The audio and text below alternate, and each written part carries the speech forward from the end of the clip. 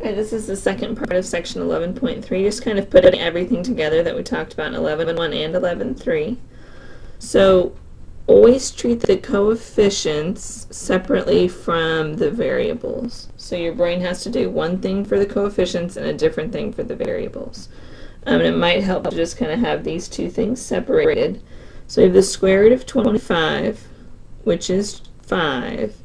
The square root of x to the third is going to be x radical x. So we would do, and you might want to do this on your scratch paper, 3 into 2, 2 goes into 3 one time with 1 left over, so it'd be x radical x. So 5 comes from 25, and then x radical x comes from x to the third. So you have to just kind of keep those two tasks separate. The cube root of 54. 54 is not a perfect cube, so we can break it down into 27 and 2. The cubed root of 27 is 3, and the cubed root of 2 will stay the cubed root of 2. And then we're going to deal with x to the 7th. I'm just getting a colored pencil here to help here in a minute.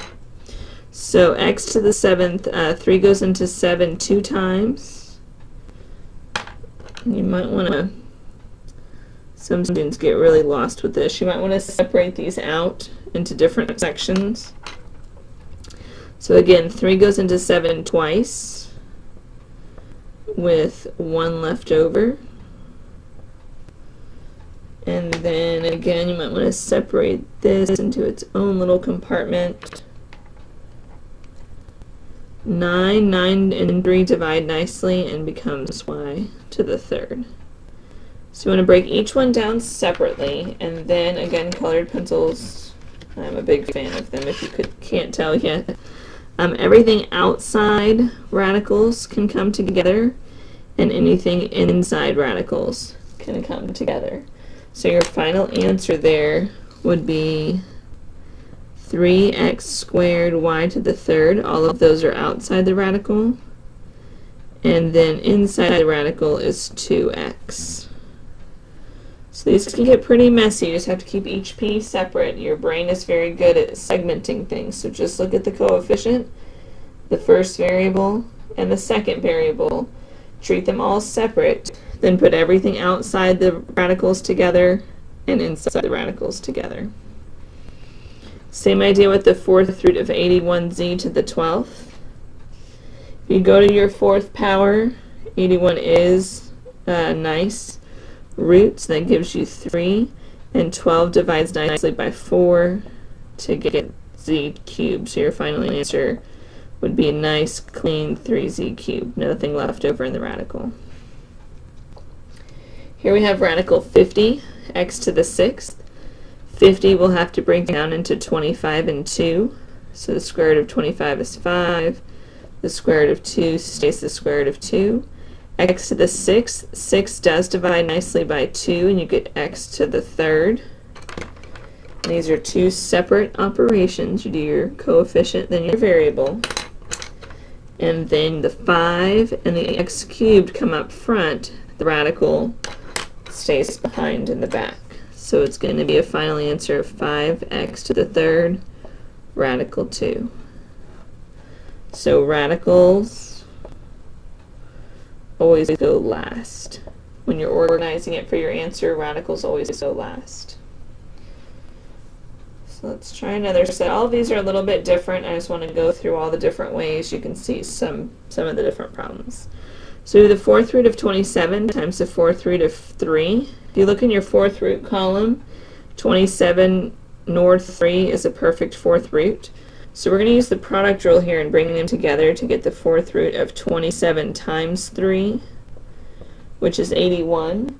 And then 81 is a fourth root, and so you can see the answer would just be 3. So sometimes bringing them together using the product rule can help you find your answer. Here we have the square root of 50 over the square root of 8. There's a couple different things you can do here. You can bring them together and then reduce your fraction. If I reduce my fraction 50 over 8 can reduce to 25 over 4. They can both divide by 2. And then you have the square root of 25 over the square root of 4, which is 5 over 2. You can also break down each radical, and you'll see the similar result. So either way, you should get 5 over 2. Let's look here. We have the cubed root of 81. 81 is not a perfect cube, over the cubed root of 8, and 8 is a perfect cube. So let's break down 81. 81 breaks down into 27 and 3. The cubed root of 27 is 3, and the cubed root of 3 will stay. The cubed root of 3. On the bottom, the cubed root of 8 is 2. So let me write this a little nicer. We're going to have 3 times the cubed root of 3 from the top. Those two guys come together right there, over 2. Sometimes your outside numbers will reduce, and sometimes they will not. So sometimes you have to break down one of the radicals, and the other one comes out nicely. So it all depends on what you've got to work with. Alright, let's keep moving along here. Let's have a few more to go over. We have the square root of x to the 7th, y to the 3rd over xy. So 7 into 2, 2 goes into 7 3 times with 1 left over. 2 goes into 3 1 time with 1 left over xy. Let's make this look a little nicer here. We're going to put the x cubed and the y together on the outside, and we can put these two back together under the radical. So we have x to the 3rd y, radical xy divided by xy. These y's will divide off. X to the 3rd over x is just x squared. One of them divides off on the bottom. So we should get a final answer of x squared radical xy when we're done. So it just takes a little bit of reworking. Whatever you see first, you can kind of go with your gut, and you just keep working with it until there's nothing else you can do. The cubed root of negative 24, x to the 8th, y to the 10th. We're going to kind of segment this off. If we look at the cubed root of negative 24, the biggest perfect cube that divides by 24 is 8. So we're going to separate this off into 8 and 3, and you can think of it as negative 8. Take the cubed root of each one. That's going to be negative 2 times the cubed root of 3. And then 3 goes into 8 twice with 2 left over. And that's just for the x variable. And then the y variable, 3 goes into 10 3 times with 1 left over. So it can get a little messy, and I know there's probably a better way to write this, but I usually just cram it all together. And then you look at everything that's outside the radicals, you put those together.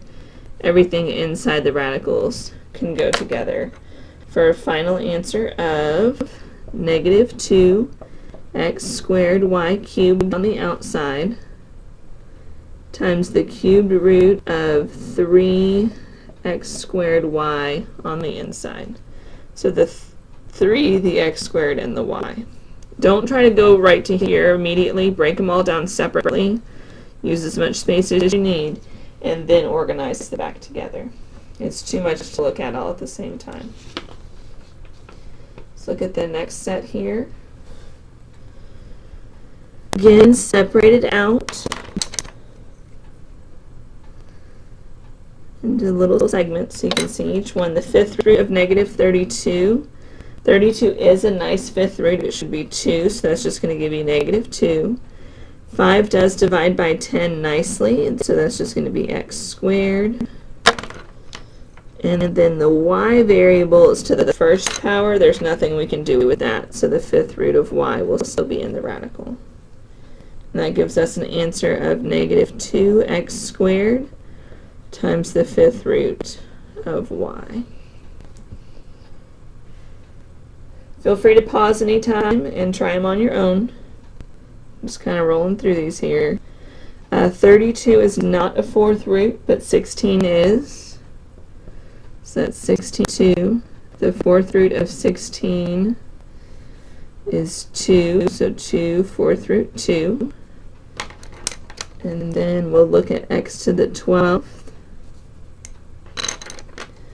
12 divides nicely by 4, you get x cubed.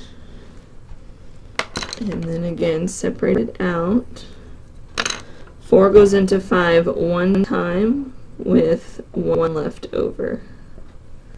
And then again, everything outside the radicals, the 2, the x cubed, and the y can go together. Whatever's left inside the radical can also go together. So you should get 2x cubed y times the fourth root of 2y for your final answer. Everything outside the radical goes in front. Whatever's left inside the radical goes after. Alright, the last couple here. The cube root of 40y to the 10th. So the biggest cube root that divides by 40 is 8. So we're going to have 8 and 5. The cube root of 8 is 2. The cube root of 5 will just stay the cube root of 5.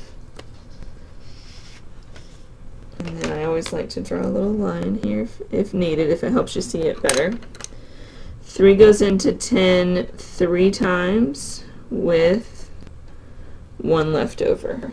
So you should get 2y cubed times the cubed root of 5y for your final answer. Last but not least, the fourth root of x over 16. We will have the fourth root of x, I'm going to separate these, divided by the fourth root of 16. The fourth root of x, there's nothing you can do, so we're just going to leave it the fourth root of x.